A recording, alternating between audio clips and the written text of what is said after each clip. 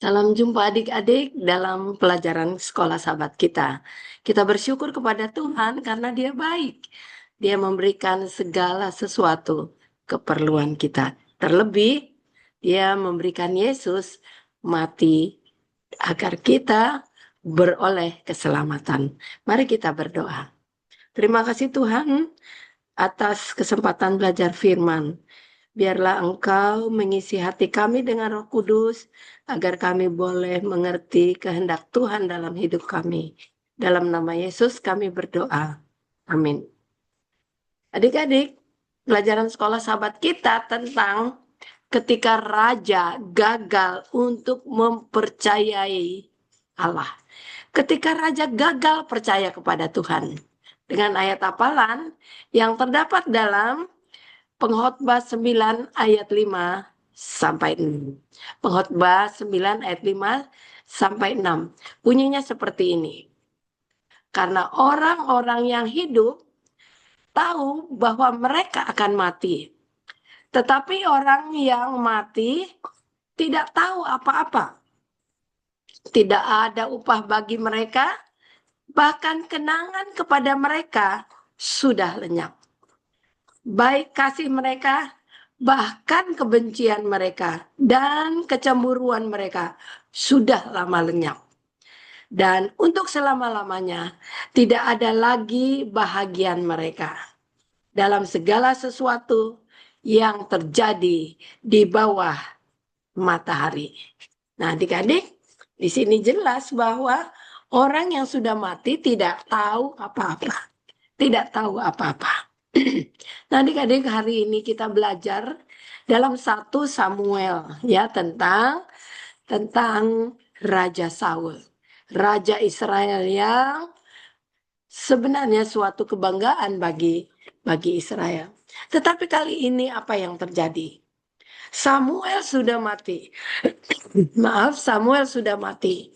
Dan apa yang terjadi? Bangsa itu berperang melawan orang Filistin.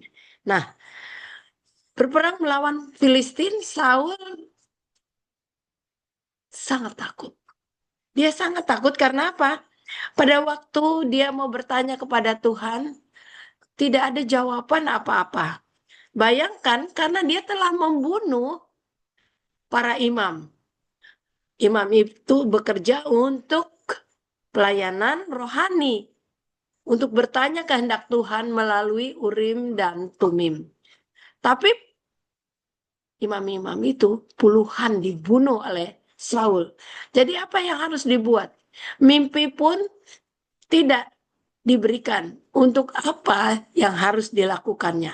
Oleh sebab itu, Saul berkata kepada prajuritnya, baiklah kita pergi ke tukang sihir, petenung, peramal. Lalu disampaikan kepada Saul, ada seorang peramal, petenung di Endor. Nah, Saul menukar pakaiannya dengan pakaian orang biasa. Dan malam-malam bersama 2 orang ajudannya berjalan menuju daratan Jezreel ke Endor. Adik-adik, perjalanan itu malam tidak ada yang ketahui. Dan tibalah dia di Endor. Sampai di sana, perempuan itu memperhatikan. Ini bukan orang biasa. Ini orang berbeda orang ini. Lalu Saul mengatakan, panggillah bagiku seorang untuk memberikan petunjuk kepada seorang yang memberikan petunjuk. Nah, mengapa? Karena orang Israel sekarang berada di Gilboa. Sedangkan orang-orang Filistin bergerak maju dan berkemah di Sunam. Mereka siap untuk berperang. Tapi Saul tidak siap karena dia takut dan gemetar. pergi menyatakan kepada peramal itu, panggilkan aku seorang dan katakan apa petunjuknya. Perempuan itu bilang, hah? Bukankah engkau yang mengumpulkan semua orang penyihir, semua petenung, lalu membunuhnya? Sekarang kamu datang ke sini untuk membuat jerat bagiku. Saul bilang, jangan takut. Jangan takut, demi Tuhan aku akan menjaga hidupmu. Oleh sebab itu, siapa yang harus kupanggil? Samuel, kata Saul. Benar. Perempuan itu memanggil seorang tua, muncul dengan pakaiannya, jubahnya yang biasa digunakannya. Berteriaklah dia dengan nyaring. Kemudian Saul mengatakan, bagaimana rupa orang itu? Seorang tua dengan menggunakan jubah, katanya. Oh, itu adalah Samuel. Apa yang harus aku lakukan? Apa kata Samuel yang jadi-jadian? Maksudnya bukan Samuel beneran. Itu Samuel, ya, diwakili oleh setan. Setan sendiri yang mewakili uh, Samuel dan mengatakan kepadanya, hei Saul, mengapa kamu mengganggu aku? Saul terus terang, katanya tidak ada petunjuk bagiku dari Allah. Tidak ada sesuatu yang dapat menguatkan aku. Katakanlah, apa yang harus kuperbuat? Nah, kemudian berkatalah Samuel, berkatalah Samuel seperti ini. Tuhan telah melakukan perkara besar bagimu dengan mengalahkan bangsa Amalek. Tetapi kamu tidak mau menurut. Itulah sebabnya tahtamu sudah dibagikan kepada orang lain, yaitu Daud.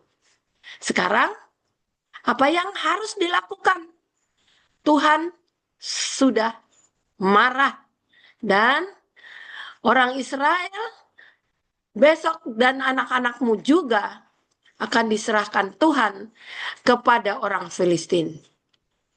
Mendengar suara berita itu, Saul semakin takut. Dia jatuh terjerembab di rumah perempuan Endor itu.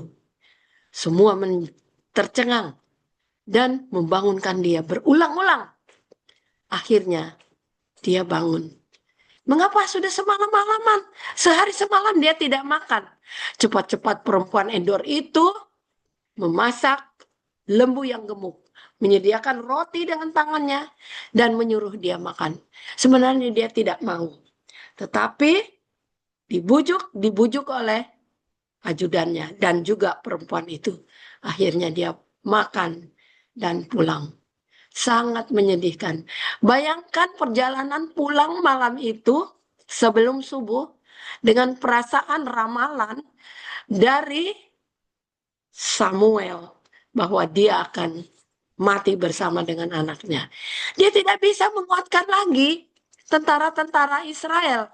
Karena apa? Karena dia sudah tahu dia pasti kalah. Dan itu sebenarnya ya dapat dikalahkan jika Saul benar-benar berpaling kepada Allah. Tetapi Saul tidak mau mendengar kepada Allah. Tidak ada jalan lain. Pilihannya untuk mengikuti petenung-petenung itu. Nah, setelah itu adik-adik, terjadi apa sama seperti yang dia dengar. Pilihan masing-masing. Orang yang mati tidak tahu apa-apa. Setan yang mewujudkan Samuel yang palsu. Orang yang mati tidak tahu apa-apa. Mengapa? Karena memang dia tidak mempunyai bahagian di dalam dunia ini lagi. Orang hidup yang tahu. Tetapi Saul memilih sesuatu yang salah. Adik-adik, kita harus memilih Tuhan yang menuntun hidup kita. Karena dia mempunyai rencana baik bagi kita semua. Bukan rencana kematian atau celaka. Mudah-mudahan Tuhan menolong kita untuk selalu berharap kepada Tuhan. Dan pelajaran Saul menjadi pelajaran bagi kita untuk selalu berharap kepada Tuhan, bukan memanggil arwah-arwah. Tuhan kiranya memberkati. Baiklah, kita berdoa sebelum menutup pelajaran kita. Terima kasih Tuhan pelajaran pagi ini. Tuhan, Saul gagal dalam pelayanannya. Tetapi biarlah cerita ini mengajar kami untuk percaya kepada Tuhan sebagai seorang yang memberikan kemenangan dalam perjalanan hidup kami. Tolonglah kami mengasihi Tuhan. Dalam nama Yesus, kami berdoa. Amin. Adik-adik, sampai jumpa. Tuhan Yesus memberkati kita semua ya.